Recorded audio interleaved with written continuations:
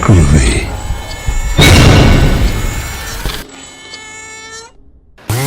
Eu sou o Batman. Quero um doce, quero um doce.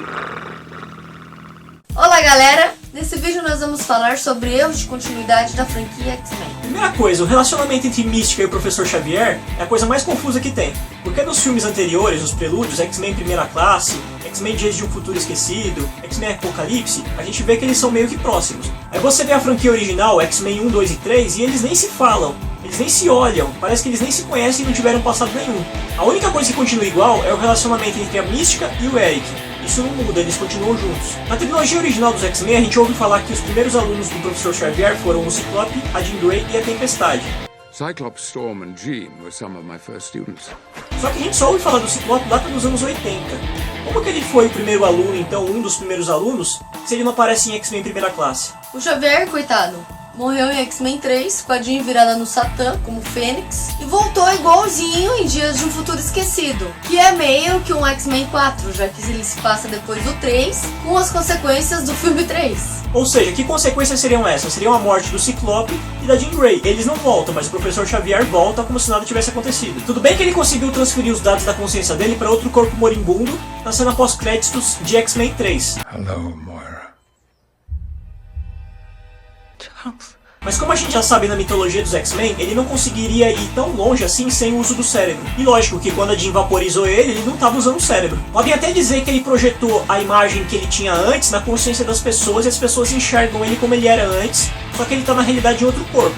Mas isso aí tem cara do tipo, a gente cagou no outro filme, então agora vamos trazer o personagem de volta, o mesmo ator, e vamos continuar usando porque o pessoal engole de qualquer forma. Aí quando a gente pensa que a coisa tá ruim, ela fica pior.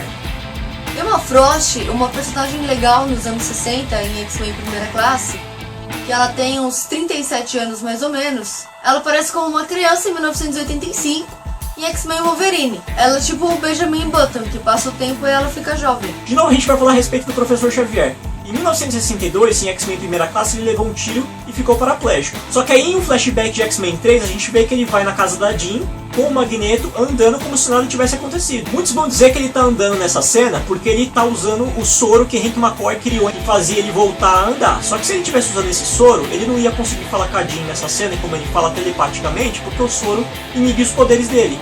É muito indelicado ler os meus pensamentos e os do Sr. Lencher sem nossa permissão. A construção do cérebro também é motivo de debate.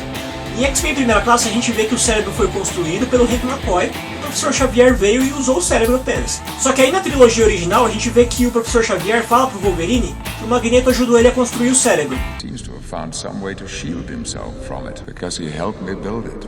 Que cérebro seria esse que o Magneto ajudou a construir? O da Mansão Xavier? O Fera também é uma zona, ele muda de aparência em todos os filmes do X-Men. Em X-Men Primeira Classe a gente vê que ele é um garoto que tem alguns poderes mutantes e se faz de cobaia, injetando em si mesmo um soro que acaba transformando ele numa criatura azul. Em X-Men 2, ele aparece em um easter egg numa televisão, que não foi todo mundo que conseguiu enxergar isso no filme, e ele é um cara normal. Já em X-Men 3, ele tá azul de novo. Em Primeira Classe, Destrutor entra para o time do X-Men. Ele é irmão de Scott, Ciclope. Até aí tudo bem. Só que olhando pro ator, a gente vê que ele tem no máximo uns 23 anos de idade.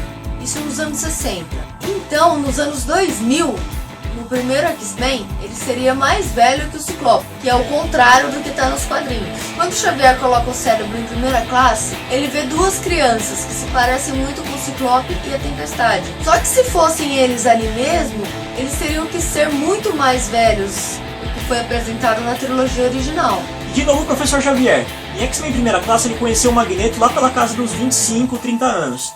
Só que na trilogia original, ele fala pro Wolverine que ele conheceu o Magneto quando ele tinha uns 17 anos.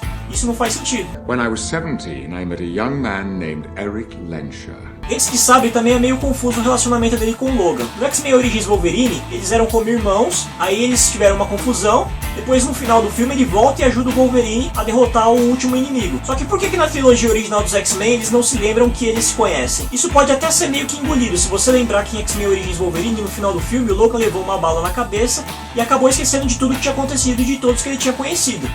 Até aí tudo bem, você entende a parte dele, mas e a parte do Dentes de Sabre? Por que ele não se lembra do Logan? Por que ele trata o Logan como se fosse um desconhecido? Fora que um tiro de adamantio deveria não só tirar a memória do Logan, como deixar a bala alojada na cabeça dele. Só que aí em X-Men 1 a gente vê a Jean Grey falando com o Professor Xavier a respeito do corpo do Logan, que é coberto por adamantio, e a gente não vê nenhuma menção do tiro que ele levou no passado. No filme The Wolverine, quando o Logan ele tá lutando com o Samurai de Prata, ele perde as garras dele na batalha.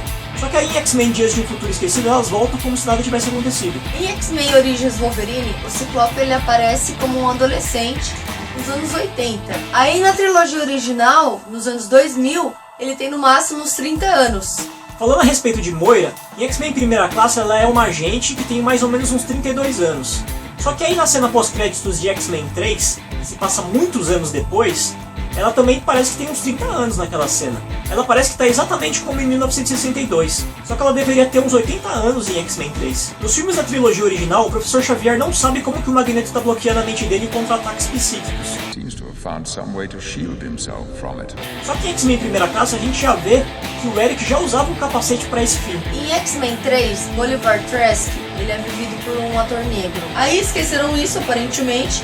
Em Dias de um Futuro Esquecido, que se passa depois de X-Men 3, também nos anos 70, ele é um anão branco e um pouco mais novo. Se o Projeto Sentinela já existia nos anos 70, por que a gente nunca ouviu falar dele na trilogia original dos X-Men? E a mística da Jennifer Lawrence, que virou a líder dos X-Men? Parece que a trilogia virou X-Vorazes, não X-Men. Em 1962, a mística era praticamente uma adolescente.